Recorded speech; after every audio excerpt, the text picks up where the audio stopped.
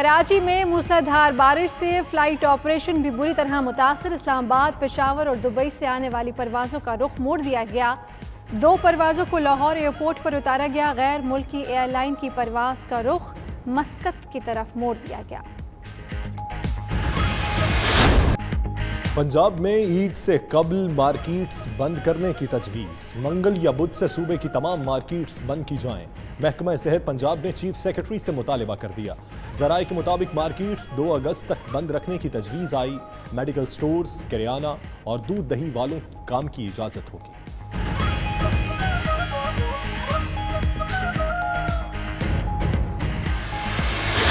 शिबली फराज का कहना है यही अशराफिया लॉकडाउन करने के लिए दबाव डाल रही थी। वज़ीर आज़म ने जिंदगी और कारोबार चलाने की हिकमत अमली इख्तियार की। आज कई मुल्क पाकिस्तान का मॉडल अपना रहे हैं। तानिया इदरस ने कहा कोरोना को कंट्रोल करने की पोजीशन में है।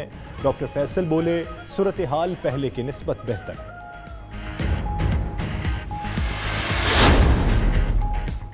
शहबाज शरीफ की ज़ेर सदारत लाहौर मॉडल टाउन में नून लीग का इजलास। ईद के बाद शेड्यूल अपोजिशन की ऑल पार्टीज कॉन्फ्रेंस पर मुशावरत। APC के मकाम, एजेंडे और राबतों के लिए कमेटी तश्कील देने का इम्कान। इजलास में नैब क़वानीन में तरमीम की तजावीज़ समेत मजमूई सियासी सूरत हाल पर गौर।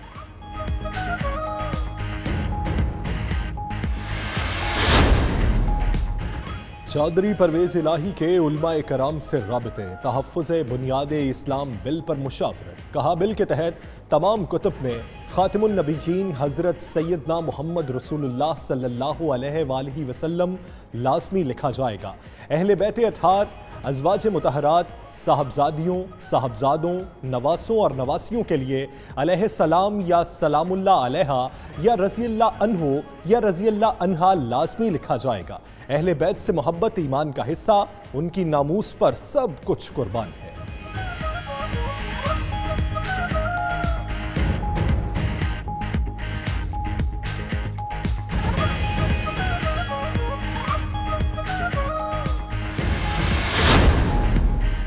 मरकज़ी जमीयत अहले हदीस के अमीर साजिद मीर के तहफ़्फ़ुज़ बुनियाद इस्लाम एक्ट की हिमायत। कहते हैं इस्लाम सियासत से ज़्यादा मुक़द्दम है। बिल पंजाब असम्बली का तारीख़ी इक़दाम है। चौधरी परवेज़ इलाही बिल को तैयार करने वाली टीम और तायीद करने वाले तमाम अरकान असम्बली मुबारकबाद के मुस्तहिक़ हैं। इस एक्ट की मुखालफत करने वालों का डट कर मुकाबला करें। PTI सिंध का फजलुर रहमान के भाई की बतौर DC सेंट्रल तैनाती पर अदालत जाने का ऐलान। हलीम आदिल शेख कहते हैं ज़ियाउर रहमान को डील के टोकन के तौर पर DC सेंट्रल लगाया गया।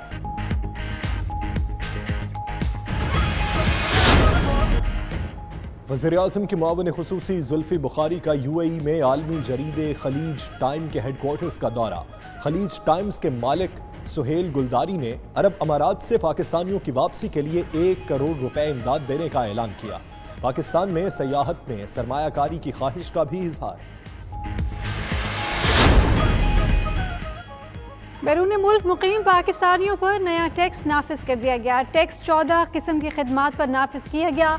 दस्तावेज के मुताबिक टैक्स 3% की शरह से लगाया गया। 14 किस्म की खिदमात में goods transport services, air cargo, courier service सर फहरिस्त, होटल सर्विस, IT सर्विस और ट्रैकिंग सर्विसेज दूसरे नंबर पर हैं। SOPs का जितना ख्याल मसाजिद में रखा गया शायद ही किसी दूसरी जगह रखा गया होगा।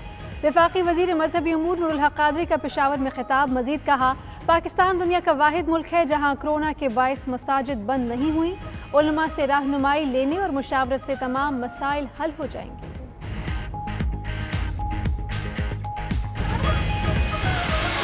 चीज़ सस्ता नहीं है, हर चीज़ महंगी है। किचन चलाना बहुत मुश्किल हो गया है। हुकूमत से ये अपील है कि वो चीज़ों को सस्ता करें और ख़ासकर अब ईद का मौका है, हर चीज़ ज़रूरत है और गरीबों के लिए तो बहुत ही मुश्किल है। कोई रेट लिस्ट नहीं है, जिसका जो मनमानी आता है वो करता है। कोई त्यौहार वगैरह आते हैं ना तो उसमें ये होता है कि रेट बजाय इसके कम करने के ज़्यादा हाई हो जाते हैं। ईद उल अज़हा करीब आते ही हर चीज़ महंगी। शहरी सब्जियों के रेट सुनकर हैरान। अदरक 450 रुपए, लहसुन 300 रुपए, लीमू 150 और टमाटर 120 रुपए किलो में फरोख्त। सब्ज मिर्च 160 रुपए, प्याज 50 रुपए और आलू 80 से 100 रुपए तक बिकने लगा। वज़ीर आला पंजाब उस्मान बुज़दार का नाजायज़ मुनाफाखोरों और ज़ख़ीरा अंदोज़ों के खिलाफ सख्त कार्रवाई का हुक्म।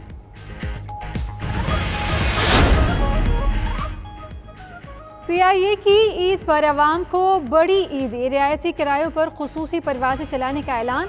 इस्लामाबाद, कराची, पेशावर और कोयटा के लिए खुसूसी परवाज़ें चलाई जाएंगी।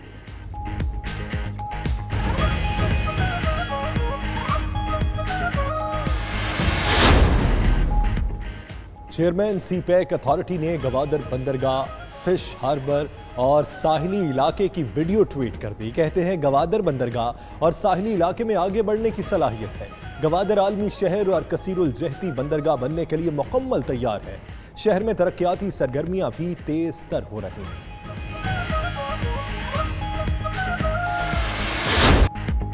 सऊदी अरब के मुख्तलिफ शहरों से आज़मीन हज मक्का मुकरमा पहुँच गए। हजाज कराम मिना रवानगी से कबल मक्का मुकरमा में 8 ज़िलहज तक करंतना में रहेंगे। वज़ारत हज व उम्रा की हिदायत पर आज़मीन के इस्तकबाल के मौके पर एहतियाती तदाबीर पर सख्ती से अमल दरामद।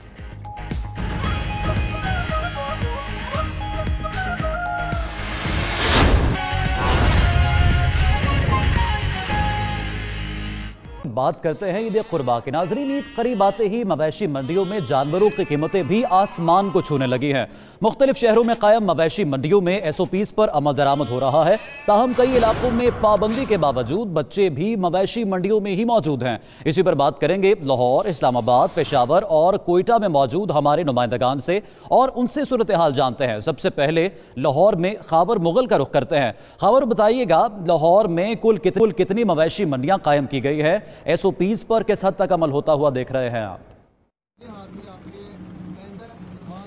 बिल्कुल जी, लाहौर में जो है वो पूरे जो लाहौर शहर है उसके इतराफ में तकरीबन 10 से 12 मंडियां कायम की गई हैं, जिसमें सबसे बड़ी शाहपुर कांजरा की मंडी है। उसके अलावा जो है वो दीगर मंडियां हैं। मैं इस वक्त पाइन एवेन्यू रोड पर की मंडी में मौजूद हूं। यहाँ पर SOPs की बात की जाए तो शहरी तो कुछ हद तक SOPs का ख्याल रख रहे हैं, लेकिन उसके साथ साथ अगर बात की जाए बच्चे और बुजुर्गों का, खास तौर पर SOPs में कहा गया था कि बच्चे और बुजुर्ग जो है वो यहाँ पर तशरीफ ना लाएं, लेकिन सबसे ज्यादा तादाद जो है बुजुर्गों और बच्चों की ही यहाँ पर देखने में आ रही है।